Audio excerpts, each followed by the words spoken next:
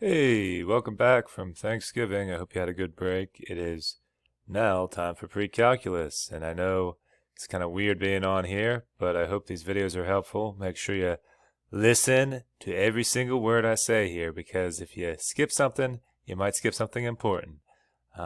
Feel free to print out the notes if you'd like, or just take notes by hand and pause it as you go, but it'd probably be easier if you printed out the notes. I attached them for you guys to print out if you don't have a copy of these already. All right, so we're going to do section 2.4 here, which is on real zeros of polynomial functions. Okay, and remember, real zeros are just another name for the x-intercepts, okay, of polynomial functions. All right, so in order to find real zeros, a lot of times you have to do division. Okay, we'll talk about that more in a second. But so let's remind you guys how to do polynomial division real quick. So here is the long division algorithm. Okay, and sometimes you have to do long division. Now there is a shortcut called synthetic division, which you'll see in a second. But when you're doing long division, so you have a polynomial that has 4 terms and you're dividing it by a binomial. Okay, so this is one where you would most likely want to do long division on, just because of the way that it is constructed here. All right. Now, if you do long division on this, what you want to think about, and let me get my little pen tool to mark up here, is how many times does 3x go into 3x cubed? All right. So that's what you should be thinking in your head. How many 3x's go into 3x cubed? So in other words, if I were to take 3x cubed and divide it by 3x, what would be left? Okay, x cubed divided by x is x squared. You would subtract the exponents. 3 divided by 3 is 1. So 3x goes into 3x cubed, x squared times. Now try to write the correct exponent above, okay, the correct exponent. Okay, so it's x squared, so I'm going to write it above the x squared. One other thing before you start dividing is you want to make sure you have one of every exponent in decreasing degree. So like say if you were missing 5x squared here and you didn't have an x squared term, you would want to put in a dummy 0x squared as a placeholder, okay, to help you out. So just remember you need to put placeholders in when you're doing division. Okay, so there is a little bit of a confusion here with the notes, so let me clarify that a bit. So we know it's x squared here, and I'm trying to advance the slide, but it's not going. There we go. Okay, so after you divide, then you multiply by this divisor here, and you write your answer underneath here. So you're multiplying x squared by 2, and then x squared by 3x, and then you're writing your answer down here. Okay? So the pattern of long division is this. Okay, you divide, you multiply, put m for multiply here, and then you subtract. Okay?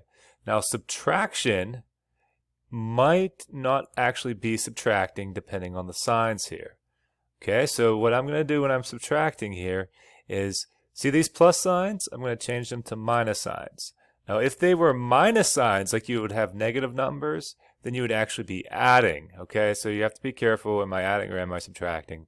But here, you get positive numbers, so then you are subtracting, which means you change positives to negatives. All right, and you see with the next slide what that would look like. All right, so okay, so if we subtract, these two terms should always be opposites. So you have 3x cubed minus 3x cubed, that's 0.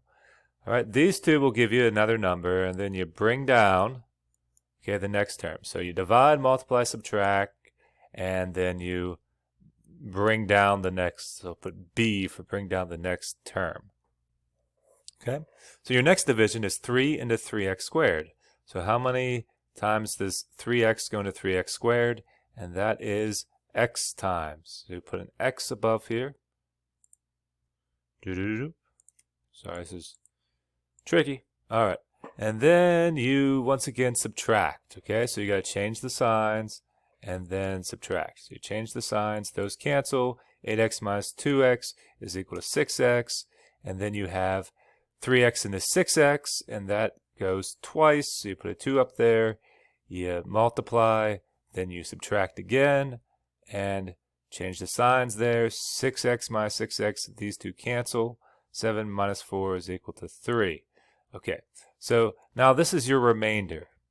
Now, if you have a remainder, what you should do is actually put it as an addition up here as plus 3 over the divisor, which is 3x plus 2. I'm not sure if the notes have that. Probably don't. They probably just go to the next slide. So, yep. Oh, no, they actually have it. So, you can also check if you divided right by multiplying it out, which you would just have to distribute 3x plus 2 into x squared plus x plus 3, and I guess, and multiply this remainder by it as well. So anyhow, so that's a long division, a quick little review for you guys. Next slide here is the division algorithm for polynomials.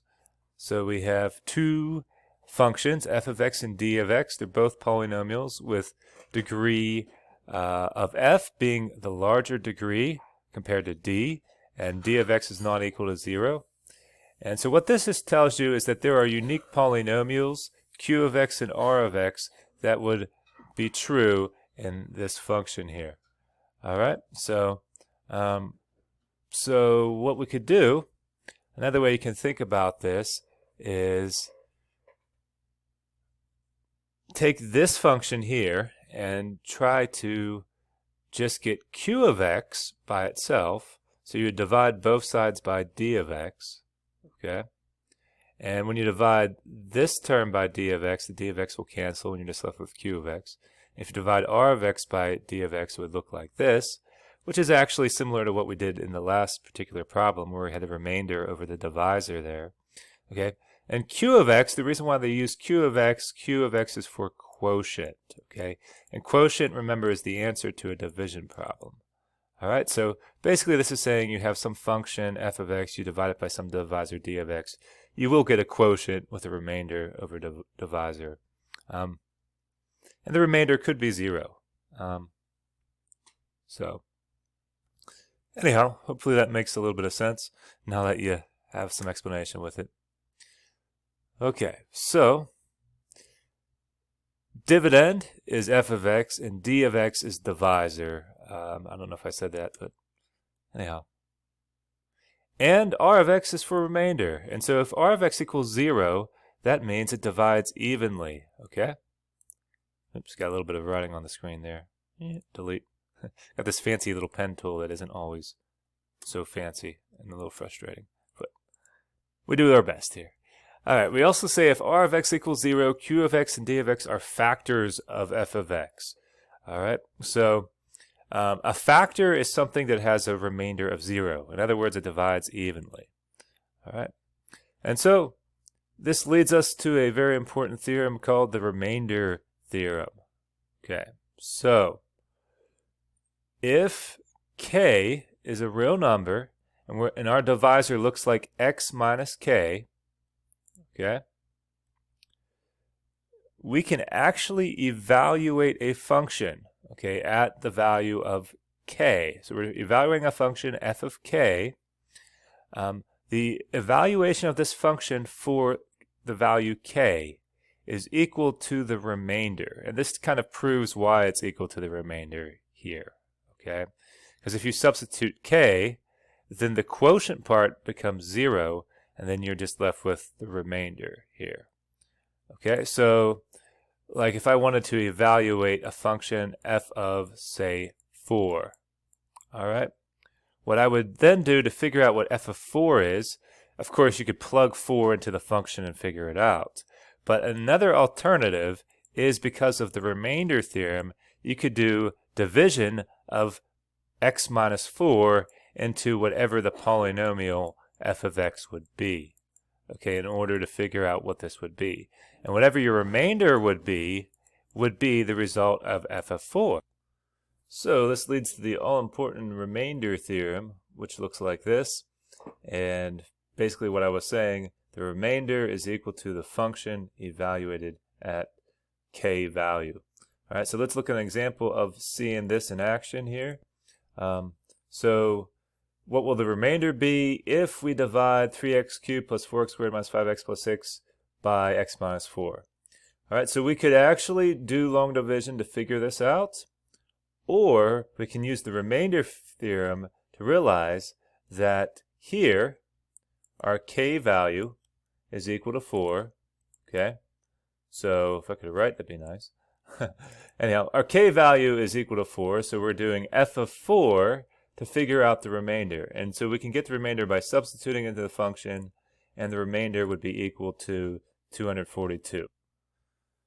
Just be careful when you're doing these ones that you're trying to substitute k, okay? So you're dealing with factors of the form x minus k.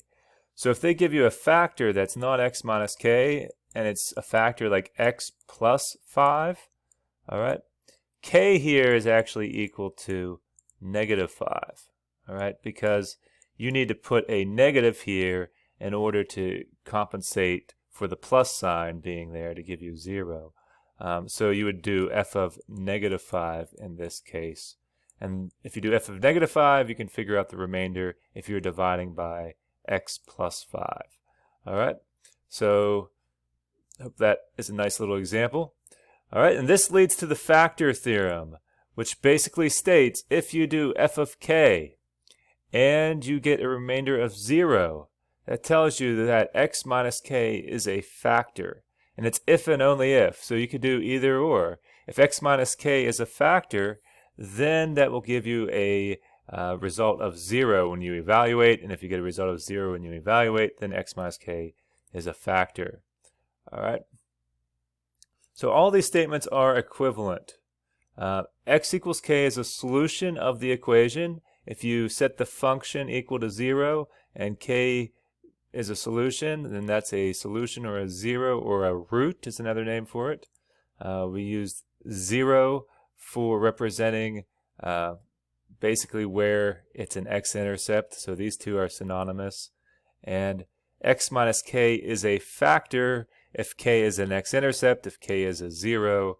These are all true, okay? So every x-intercept will give you a factor of the form x minus k, which is something that we did a little bit last lesson.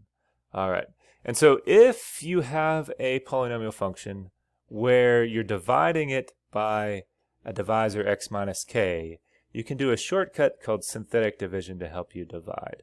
Okay, so whatever the k value is, you put it in a little half box here, all right, and then you do division. Now, you have to make sure that there is a term for each decreasing value of the degree of x. So you have a 3, you have a 2, you have a 1, you have a constant term.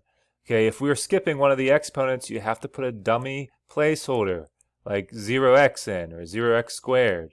So make sure you have one of each decreasing degree. All right, so let's go to the second one. You want to make sure to put the value k in the box. So if it's minus 3, k is 3. Okay, if it was plus 3, k would be negative 3.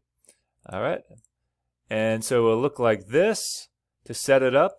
You don't want to put, okay, so where do these numbers come from? These numbers here just come from the coefficients on those terms, 2, negative 3, negative 5. All right, and so we're going to do synthetic division here, but we're going to actually have to do it in the next video, so stay tuned.